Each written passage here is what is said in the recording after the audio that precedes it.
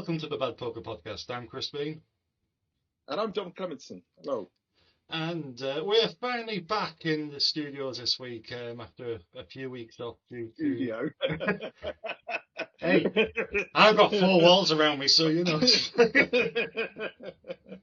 So, yeah, we're finally back recording after a couple of on-the-road episodes. Still one more to come. That will be due to drop in the next few days for the APAT Team Championships. But, yeah, nice to see your face over the screen again instead of in person. Yeah, it's good to see you too. And I can just want to say thank you for basically carrying me for the last 3 weeks while I've been dealing with everything that life has thrown at me in that time. But yeah, you've done a sterling effort, mate, and I do appreciate it. Yeah. Those who are unaware, Dom has suffered from back-end troubles. Thank you. Going to give us the latest on that situation. Well, yeah, I don't know how much of it you've put out already. I did see the first one you put out from Sheffield. Yeah, I do a bit of delivery on the side when we're not doing this. It's well, quite frankly, I've got to make some money somehow. And when we were in Sheffield, I was on my way to a job and sat stationary at a T-junction, and someone drove into the back of me and stoved in the back of my car. I'd just like to make it clear that when Chris says back-end trouble, he's talking about my car. But he's such a child, which is, of course, why I love him. But yeah, so I've been dealing with that. Had family bereavement as well in the last week. So it's been a bit of a rotten time recently. But as I say, I'm very grateful for you putting in the effort that you have, because you've kind of carried this podcast for the last 3 weeks. And yeah. Well, yeah. So, prior to Sheffield, I suffered from tonsillitis and some other viral infection, which a strep throat, which I had, which was absolutely awful. Yeah, sounds it. Then in the last week, I've had a 24-hour sickness bug, and then on Friday night just gone, my wife decided to give me food poisoning just to double up on it. So I have not been away from the toilet for a week. It's been a generally awful start to 2026 all round, hasn't it? We had a series of kind of DMV illnesses at Christmas, and then I think we both had family bereavements in that time, and then stuff with the car and your food poisoning. It's not been a great start to the year, but onwards and upwards. Yeah. Well, the only bereavement I've had was a pet dog, but that was that was okay, all right. No. Let's not dwell on it. We're not, this is not grief porn. We yeah.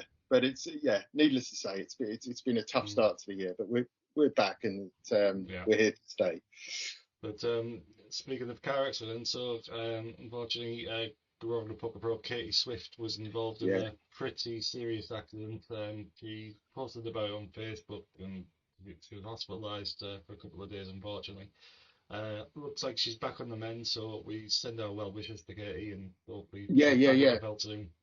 Yeah, absolutely. I've met Katie a couple of times. I mean, she wouldn't know me from Adam, but I've reported on a couple of her tournaments that over the years.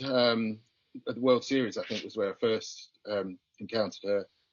She's a lovely woman and a fantastic poker player, and it looked pretty horrific. Absolutely. Her description of it. If people haven't seen that online, go on Insta or Twitter or wherever she posted it. It's a pretty mad state of affairs.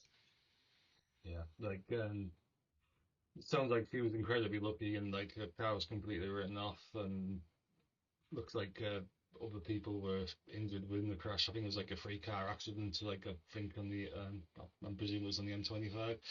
But yeah, get well soon, Katie, and hopefully we'll see you soon. Get well soon. But sticking with Grosvenor, some good news from them for once. They've launched a new tour called the Munster Stack Tour, which will be starting in Luton on the 21st of April to the 26th of April.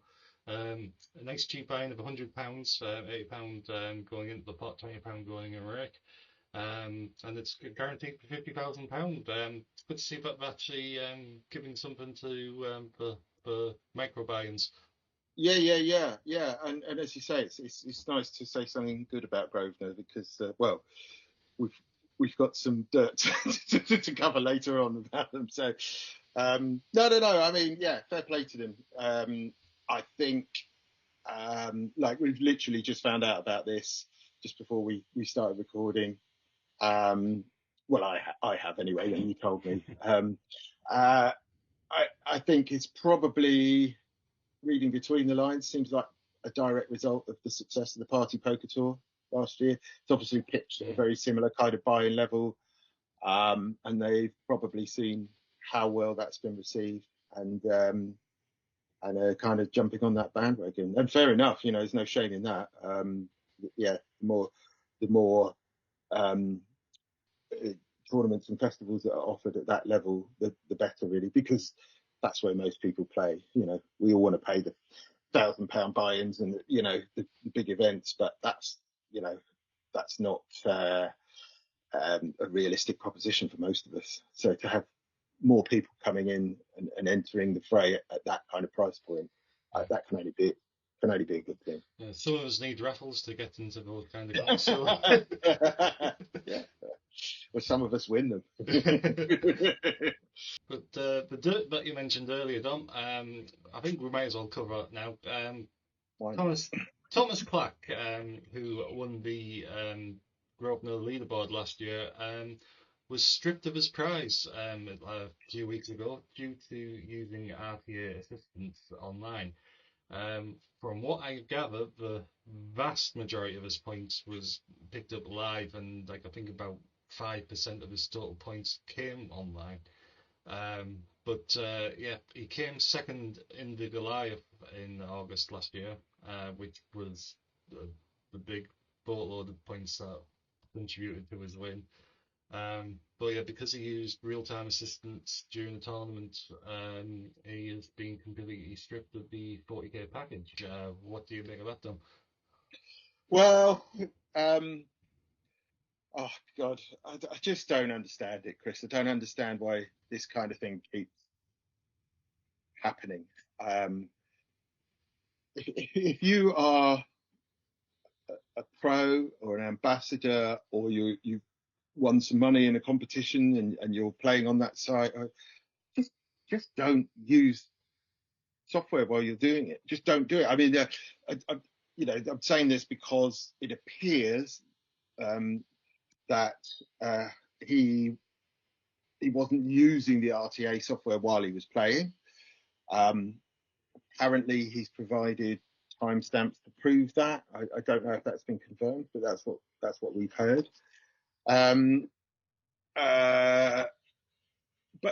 But it's just don't do it. There's no need to do it. And he said in the piece on, I think it was Poker.org or Poker News, I can't remember, one of the two, that it was a stupid mistake, and I think he was checking a hand that he played previously, and he wasn't using it to cheat. Well, two things. Number one, that's what you would say if you were. No one's going to say, "Oh yeah, hands up, you got me." Mm-hmm. That's what you would say anyway if you were cheating. Well, unless you're Ren Lin, but yeah, fair enough.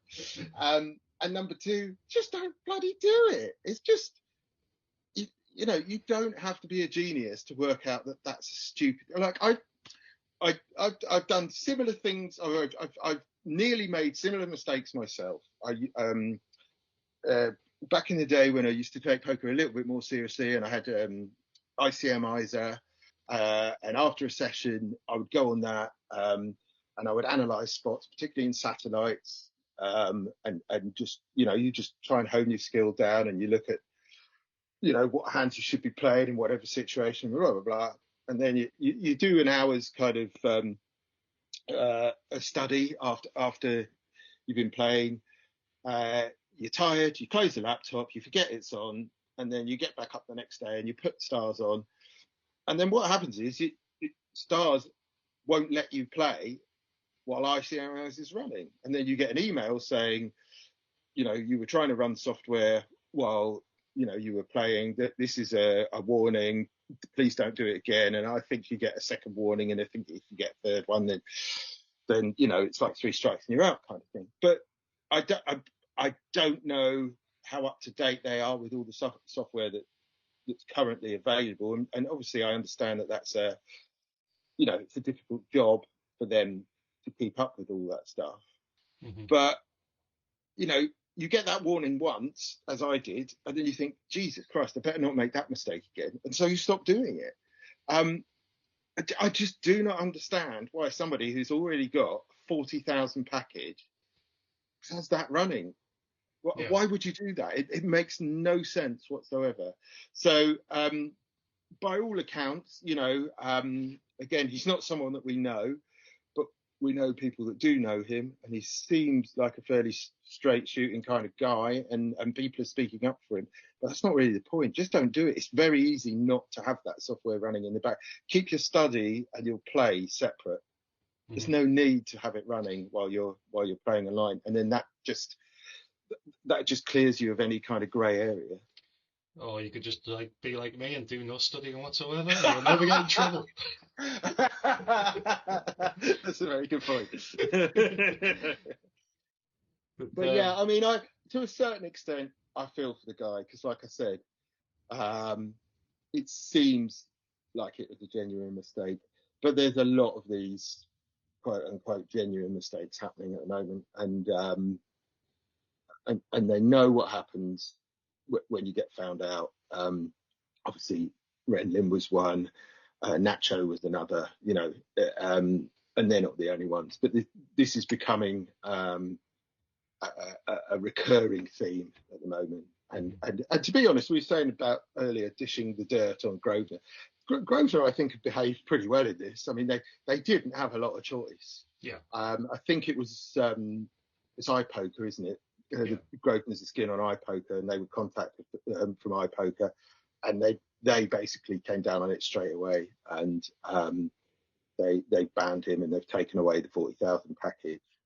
And he must be kicking himself, but yeah, Christ, it's not hard. Don't have software running while you're playing. Simple as that, really, isn't it? And you mentioned Renlin there, who of course joined WPT a few months ago, which led to the resignation of Dara Kearney and David Lappin. Thankfully, for both have found new sponsors, new homes now. Dara is now with Paddy Power, and David is the latest ambassador for PokerStars. Yeah. Least surprising story of the year. David and Dara get new sponsors, but yeah, good luck to them. Dara must have more patches than like. Yeah. I think he was saying something. There was one of his posts earlier in the week. He's had something, I don't know, 8 or 9 sponsors in his 14 years as a. He wasn't saying it as a brag. There was some other point that he was making, but yeah. I mean, the guy knows how to get sponsored. That's for sure. That sounds like a Sparkle quiz in the making. Who sponsored Dara? Yeah, very much. Put your answers in the comments below. Who had sponsored Dara? Well, it'd be quicker to say who hasn't. But good luck to. I think it's very interesting that they've split their sponsorship, because I don't think they've done that before. Certainly, as far as I've known, the chip race, the show has been sponsored by a single sponsor, but now they're kind of sponsored as individuals. It's a nice move as well, because obviously Paddy and PokerStars are the 2 sponsors of the Irish Open, and they've managed to get sponsorship with both of them less than a month before the Irish Open starts. I mean, there's some canny business going on there, and I tip my hat to everyone involved, because that's lovely. Yeah, it's the same parent group, all coming from the same pot of money. Yeah, of course. But it's nice to spread that around, and I like the way they've done it. It just shows that there's been a bit of thought that's gone into it. Yeah, I'm sure there'll be a flutter in all the hearts. Yeah. very good. So, you're wasted here, you know that. I know. But sticking with our poker stars, the EPT Paris has just finished. It was dominated by George Arborough from Portugal, who took down the €1.148 million prize. But Felix Schneider's managed to come from like 8th place coming into the final table to take 2nd place for his biggest ever score. Felix has been a fixture with PokerStars for over a decade now, but like this is by far his biggest score. Yeah, well, we all know Felix really well, don't we, Chris? Yes. You know, I should confess that we were talking about this beforehand, and obviously I know the name Felix Schneider's, but I wasn't sure who is sponsored by and where he played. And then you pointed out we were kind of working alongside him all last year at the Irish Open. Yeah, his desk was literally 6 along from you. And then you got me to go online and Google his profile pic on Hendermob, but I still didn't recognise him. So yeah, that says more about me than it does about him. I dare say if we go through Mickey May's photos from the Irish Open last year, there'll be one of you hugging him. I'm probably in the crack den with him, I'm sure. But yeah, I wasn't at my best, shall we say, at that point. But no, I mean, like I say, I know the name. It's the thing is with poker, you can't always put a face to the name because those people aren't always on. You know, you don't see them. You know, and a lot of their results are online and stuff like that. I mean, we've all been in that situation as reporters where we've had to ask someone their name and got the don't you know who I am treatment. But thankfully, I've never had to do that with Felix. Yeah. But yeah, no, I'm chuffed for him. It's it's a great result, and yeah, whether he'll be reporting at this Irish Open after a win like that, I don't know. And he's not the only one, as we'll come on to in a bit, I imagine. Dom, he didn't report at the Irish Open. He's a poker pro. Well, why was he 6 desks along from me then? Because he was doing all his podcasting, and he's a massive media figure in Germany, mate. Well, if you don't edit this bit out, I'll be very annoyed. No, this is good. It's absolutely good. And I'll make sure to introduce him to you in Dublin in a few weeks. Oh yeah, well, at least I'll recognise him next time he wins if you do. So, yeah. Unbelievable, honestly. Thank you for embarrassing me. I'm glad we've only got like 100 odd followers now. Yeah, I mean, it's not like I'm talking about your backhand constantly, is it? You know. No. What else is there to talk about this week? Why don't we talk about PartyPoker Sheffield, like our experiences? I mean, obviously yours was curtailed a bit because of your car accident, but how did you enjoy Sheffield? To be honest, I was gutted. Obviously, gutted anyway when someone writes off a car. But there was such a great atmosphere there. It was a lovely card room. I mean, obviously we knew from Birmingham last year, like the people running it and stuff. So it's great to catch up with people. Mm-hmm. But I thought it was a really, really nice card room, and it was right bang in the centre of town, so it's much easier to get to than Birmingham. I was getting all hyped up for it, and then someone ran into the back of my car, and I managed to get the car to the casino, but then spoke to the insurance company and quickly realised I had to get it back the next day. But so I did play an event, played the horse. Yeah. Which was pot limit, which was bizarre. Well, yeah, I mean, that was very strange. I've never seen horse played pot limit. I think we talked about it briefly before, but it kind of meant everyone was very shallow very quickly, and it became a bit of a crapshoot. But it was still very enjoyable nonetheless. But yeah, unfortunately, I was really looking forward to playing the next couple of days, and that didn't happen. How did you get on? Well, If you've seen the on the As road if you didn't editions, know. I did manage to cash the Big O, and I did manage to mint cash in the main event. So, like, it was a good week for me. It really was. And again, thanks to Poker Raffles for providing that prize. Like, probably would not have been able to play without that. So it's given us a nice little bankroll boost. So that's going towards the Irish Open because I'll be playing out in Dublin rather than working. So. Like, so that will be fun. Are you definitely coming to Dublin then? Absolutely. Like, Oh, wonderful. so yeah, like, I've assembled a nice bankroll. I've got the 5 talents I'm targeting to win, and then all the other times I'll be podcasting. So getting as many interviews as I can. Oh, that's wonderful. That's wonderful. I genuinely didn't know if you were 100% nailed on to do that. I knew that was your plan, but. Yeah, I've worked it out. I found like, we'll talk off air about this, but I have a cunning plan, Balder. So okay, fair enough. yeah, but yeah, going back to Sheffield though, like, does that mean you haven't squared it with your missus yet? She thinks I'm working.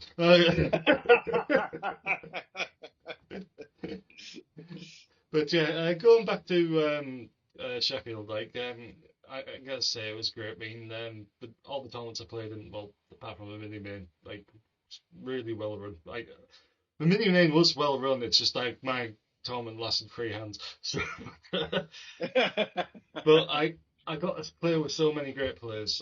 Like Tony Kendall. I watched him like pretty much every single night for about 5 or 6 years. Well, there's a name that goes back. Yeah. As far and further than when I very first. I think I played my first hand of live poker in 2001, and Tony Kendall was pretty much a legend on the scene then. I think. Yeah. So yeah, it goes back a long, long way. And probably the biggest legend that was like I managed to play with Joe Beavers for 4 hours, which was absolutely fantastic, and it was great chatting with him. And I was also sat next to Siddharth, who I went on to win the main event. Oh, of course, yeah. And what a sweetheart that lad is! Like, he's yeah, seems to be.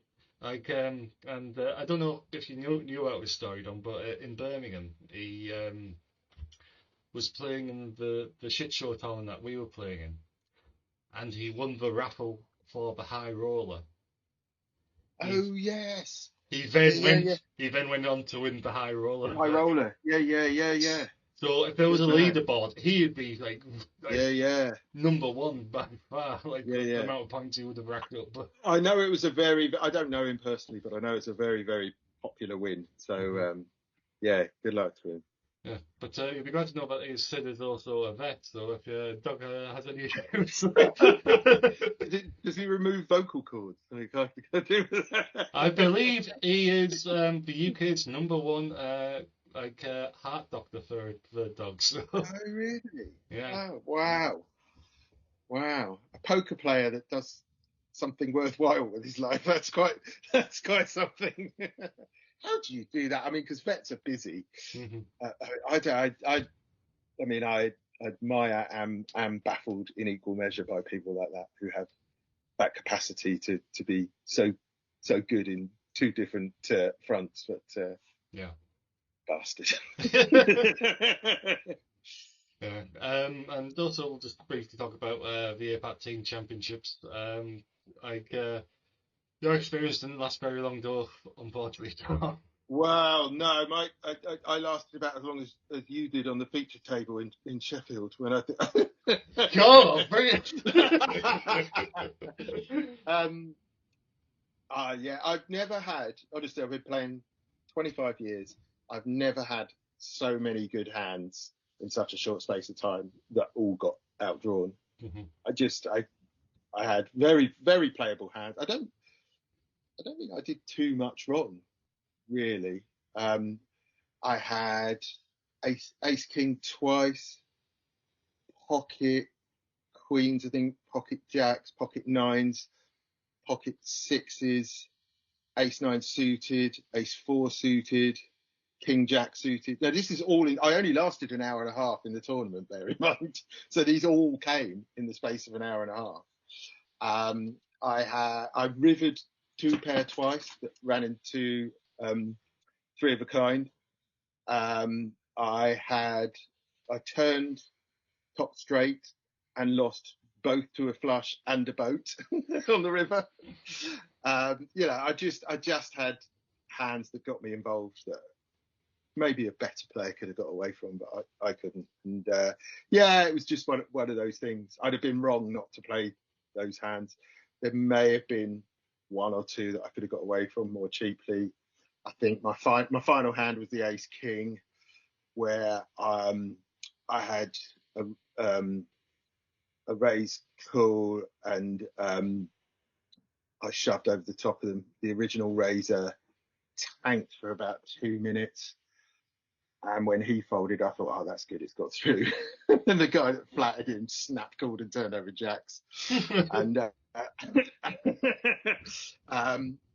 that was for 25 bigs, which I don't think was too outrageous. But, at that point, I was starting to lose patience, maybe. I'm not really sure what else I could have done with that. I don't really like flatting Ace King there and seeing a flop with, but at that stage, 23 big blinds or whatever. I don't know. It was just one of those days. Unfortunately, I followed you out the exit door about 3 hours later. So that's true. You were taking the piss out of me for about an hour until you donked off 200k. To be honest, I literally cannot remember how I lost my stack. To be honest, it's just a complete little. I mean, because it was back to back with the Party Poker weekend and still recovering from illness.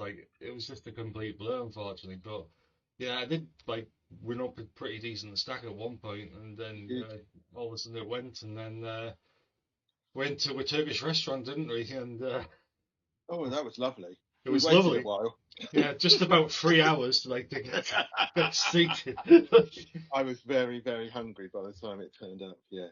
Nice place. Yeah, as I said to you, at the restaurant, I felt like Dougal on the mainland.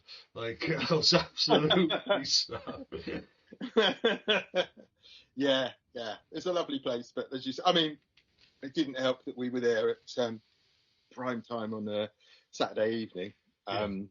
But I think when we sat down, the guy said, the guy that seated us said, it's going to be a while, which is never a good sign in a restaurant. No. He didn't say how long that while would be, but I think it was about an hour and 15 minutes between ordering and getting served, which is not great, is it? But if you didn't piss about putting massive king-style coat on people and dancing to the Macarena and all that bollocks. Well, they did that for birthdays, didn't they? And unfortunately, being a Saturday night in Nottingham, there was about 5 people there whose birthday it was. So they were dancing around to various shit music while we were sitting there thinking, well, who's cooking our food? But it was a lovely place and they were very nice people, but yeah, it could have done with being a bit snappier. Absolutely. But at least they gave us a free beer anyway. They did, actually. I'm prepared to wait an hour for a free beer. Just shows how cheap you are, sir. Yeah, I've never made that a secret. So next week we'll have a guest joining us. We'll be joined by the WSOP's new circuit manager, Terrance Reid, who and Paradise third place finisher. Yeah, for a nice cool $2.5 million. So we'll be discussing about his run to his 7-figure score, and just talk about his poker career as well. Asking him if he can lend us a few quid. Yeah, but the WSOP schedule has been released as well, so we'll go through the WSOP schedule with him. He'd be the best person to ask because he's had a I believe so. He might be able to actually give us a hint of what's going on there with the final table, the main and stuff. Yeah, absolutely. But yeah, so that'll be next week. Also next week should be dropping the APAT Team Championships on the road edition. So yeah, plenty of content coming out in the next couple of weeks, and we'll be banging out the episodes while we're in Dublin as well. So yep, keep it tuned on the Bad Poker Podcast. Until then, goodbye. Cheerio.